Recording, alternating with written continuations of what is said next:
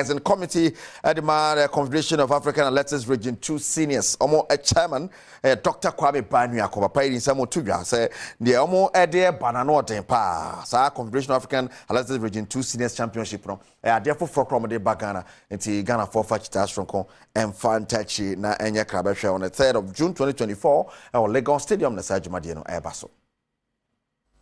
And I know I saw a good day in Mebunuso, a pound ni pay.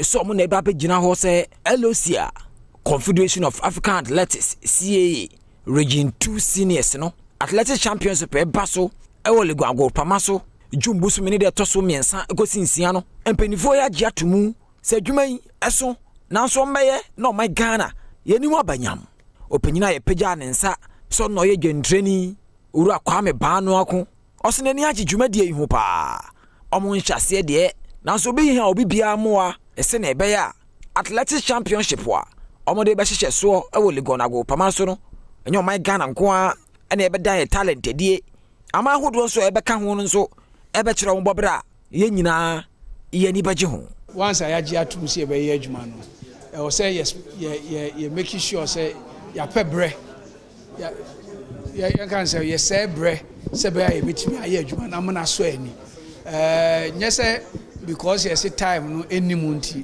na bia wo be ye no hwani e wo so make sure say bibia e da ne kwan mu ne we eni gie ne say wonim challenges e wo mu a ofa osi ho kwan enti ne aye adwene ne say yenim say ta emre ni 8 a e wo say make sure say e so Ghana for nso ani enti emre no na wo say you spending more time ne to adwene ne ma ya niema ye wano se be bitimi aye ehu de menyini se bu ehu emre na etia but o se etimi deliver.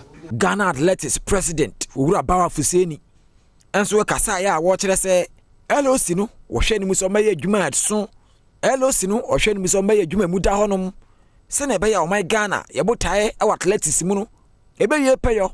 So Ghana, we are very privileged to have that opportunity, and we cannot allow the opportunity to slide by or not to perform to the level that the international community is expecting of us. So the significance of it is huge.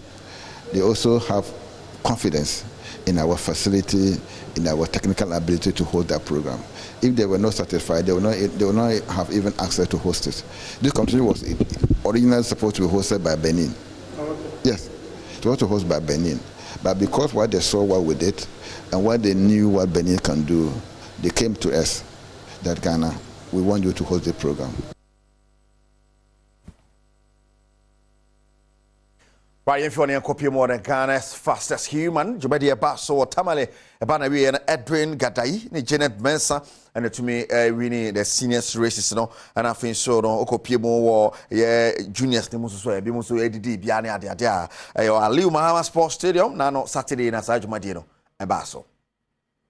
Edwin Gadai, in Kunma, Udiano, Nanya Manfong, and one copy say, Abribiano, the fastest human to draw, on no dimu cane. Ansana for Francois atoso ene mom de tu dwa na no e wota male no abranche kire se ne munika no e konkan pa wo twini nuani mu a e kwa wiase no ne asa pagya ne nsa ye de ne meda atu ne kom e de na baso bode e ka ho e ma na fa mu won so Janet Mensa ono nso kumase ne wo kire ne bobra ni nuani mu ma aka no wan fa nche wo mokra na Minister of Sports Owura Mustafa Yusuf dwumadie no betena se a wopon na ni akohoma papa yi se na ni agye ho pa ohu se Ghana America tuo ekonanim nti akita bia wo no wodi beginem se na ebe ya emrante ne mabaa no omo so baba omo homadene na dwumadie omo di no akonkan. Don't just come here and compete and tomorrow you'll be sleeping.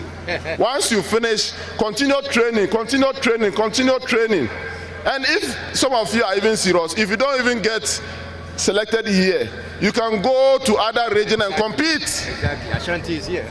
You can come to Ashanti and compete. Once you make the time, you will be in Accra. And from Accra, you never know. You will be in USA in the next 2 years. So please, this is a huge opportunity for you. Take it. Thank you so much. Adrian Gadai, any Janet Mensa nom, and so Kasaya, Jumadi Abawi or Tamale. Na mpenifo se Cape Coast me busumi de toso adununum dwumade ne baso afemu wi a June ne de toso dunum baba era go pamaso ebepa so a de twatwo no Legon Stadium June de toso adunum kro no yedni na bawie. I feel very proud for winning this competition. And first of all, this year, this is my first 100 meters race of the year.